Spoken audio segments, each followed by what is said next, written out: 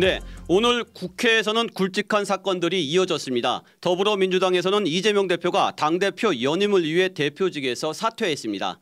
국민의힘은 그동안 민주당이 일방적으로 제시했기 때문에 받아들일 수 없다던 11대 7로 상임위원장을 배분하는 원구성안을 수용하기로 했습니다. 국회에 출입하는 이준규 기자와 함께 자세한 소식 알아보겠습니다. 이준규 기자 어서 오세요. 네, 안녕하세요. 네.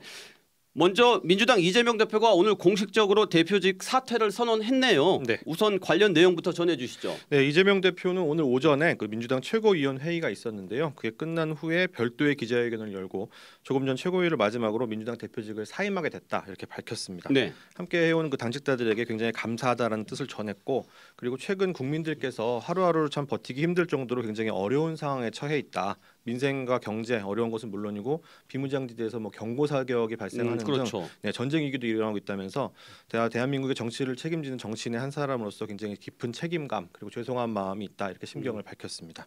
대표직 사퇴를 결심한 배경 또 사퇴 후의 행보에 대해서는 국민과 나라가 당면한 이 거대한 위기 앞에서 과연 민주당과 이재명은 어떤 길을 가야 할 것인지를 고민하겠다. 위기 극복이 중점이 될 것이라고 강조했는데 또 길지 않게 고민해서 거취를 결정하겠다 이렇게도 말했습니다. 네, 그렇군요. 그런데 사실 이 대표는 사퇴도 사퇴지만 당 대표직 연임에 더 큰 관심이 쏠렸잖아요. 네. 대표직 연임에 대해서는 어떤 입장을 밝혔나요? 네, 그렇지 않아도 이제 발표 직후에 질의응답이 있었는데요. 관련 질문이 나왔습니다. 8월 전당대회에 출마하지 않을 것으로 확정했다고 하면 사퇴를 하지 않았을 것 같다. 이 얘기는 다시 말해서 이제 출마하겠다는 의지가 섰다라는 표현을 읽힐 수가 있는데요. 네. 또 최근 발생한 상황들에 대해서도 좀 영향들을 받은 것으로 보입니다. 이 대표의 얘기 직접 들어보시죠.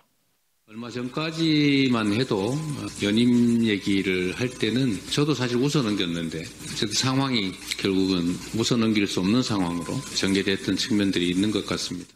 네, 웃어넘길 수 없는 상황. 어떤 상황을 말하는 거죠? 앞서 말씀드렸던 민생이나 안보와 같은 이런 국가적인 위기도 있지만 개인적으로는 이 사법 리스크도 언급을 했다 이렇게 풀이가 되는 것으로 보입니다. 네. 이 대표는 지난 12일에 그 쌍방울 대북 송금 의혹에 대한 제3자 뇌물죄 등의 혐의로 기소가 됐는데 이번에 기소가 됨으로써 동시에 그 4개의 재판을 치러야 하는 상황에 몰리게 됐습니다. 그래요. 그동안 당론으로 추진해왔던 여러 특검 법안 또 기타 법안들의 어떤 입법을 책임져야 되고 또 검사 탄핵 또 왜곡죄 신설 이렇게 사법부를 겨냥한 이런 법안들까지 당내에서 추진 중인 얘기들이 나와서 이걸 좀 단일 대우로 이 대표가 이끌어 가야 되지 않겠느냐.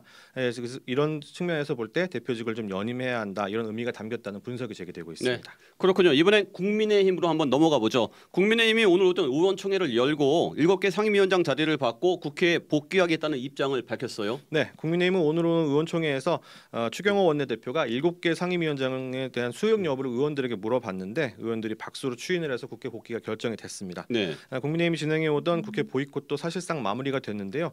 22대 국회 출범 기준으로는 25일 만에 국회법상의 어떤 상임위원장당 구성 시한 기준으로는 16일 만에 원구성이 마무리가 됐습니다. 네, 그렇군요. 그동안 민주당을 향해서는 입법 독주라면서 원내 활동을 거부해 왔는데 오늘 돌아올 결심을 하게 된 배경은 뭔가요? 민주당이 멋대로 국회를 운영하는 모습을 더 이상 지켜볼 수만은 없었다. 이런 게 이제 추 원내대표의 어떤 핵심적인 입장이었는데요.